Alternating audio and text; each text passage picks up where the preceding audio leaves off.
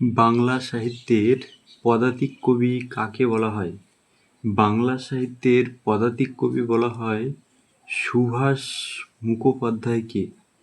সুভাষ মুখোপাধ্যায়কে মুখোপাধ্যায়।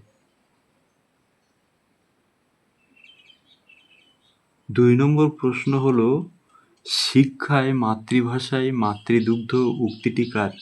এই বিখ্যাত উক্তিটি হলো বিশ্বকবি রবীন্দ্রনাথ ঠাকুরের।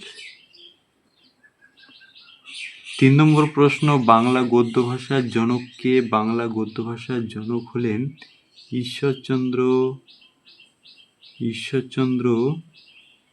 বিদ্যাসাগর।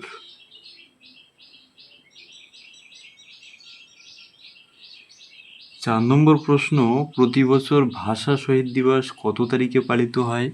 প্রতি বছর ভাষা শহীদ দিবস পালিত হয় ২১শে ফেব্রুয়ারি।